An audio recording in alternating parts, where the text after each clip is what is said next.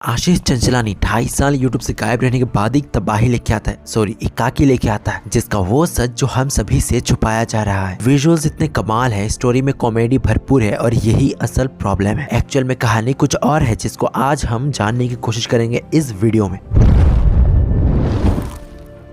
Chapter 3 के thumbnail में इस बार कोई इंसान नहीं बल्कि सिर्फ यूएफओ दिख रहा है, जिससे ये बात तो कंफर्म हो जाती है कि इकाकी सीरीज पूरी तरह से एलियन, यूएफओ, साइंस फिक्शन इनके ऊपर बेस्ड होने वाली है। पर क्या सच में? आशीष भाई ने खुद कहा था कि इतने दिनों से जो हॉरर कॉमेडी के नाम से वो इस सीरीज को प्रमोट कर रहे थे वो एक फेक मार्केटिंग थी। इकाकी कभी हॉरर थी ही नहीं बल्कि वो एक साइंस फिक्शन कॉमेडी सीरीज है और स्टार्टिंग के 2 चैप्टर्स में जितने भी हॉरर एलिमेंट्स देखने को मिले कहीं न कहीं वो सारे एलियंस से कनेक्टेड है। लाइक वो दरवाजा खटखटाने वाला सीन।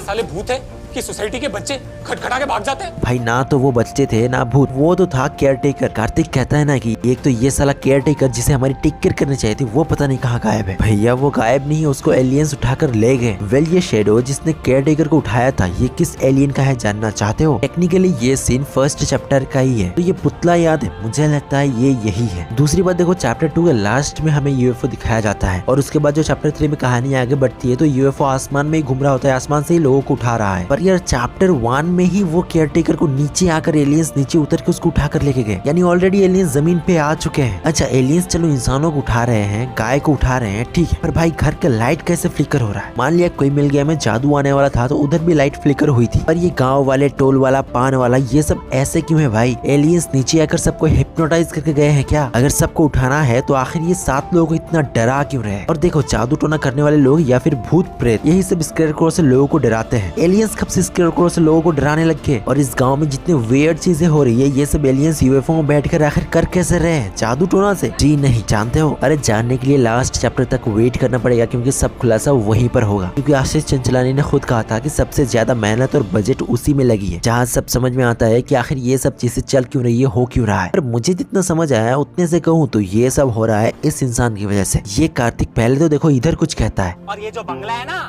ये मेरे मामा ने ना हमसे छुपा के रखा था, पिछले हफ्ते ही विल में इसका खुलासा हुआ है, तो हमारे लिए तो हिडन जेम हुआ ना। फिर इधर कुछ और कहता है, मामा ने बताया था ये रास्ते पे एक्चुअली 2-3 कच्चे रास्ते। मतलब इसको आई थिंक कुछ तो पता है इस पूरे सिनेरियो के बारे में। या अगर मैं कहूँ कि यही मेन विलन है, क्योंकि एलियंस ऊपर से बैठकर इतनी सारी चीजें नीचे ऑपरेट नहीं कर सकती, नीचे किसी के ना किसी का सपोर्ट की जरूरत चाहिए रहेगा उनको। और हो सकता है कहीं ना कहीं वो कार्तिक हो या फिर कोई और भी हो सकता है, आई एम नॉट श्योर। जहाँ तक मुझे लगता है कि पूरी तरह से साइंस फिक्शन नहीं है, कहीं ना कहीं इसमें ब्लैक मैजिक का एंगल जरूर है, वरना भाई ऐसा लोगों को खाने की बात कौन सा नॉर्मल इंसान करता है भाई? तो कल को अगर राशन खत्म हो गया तो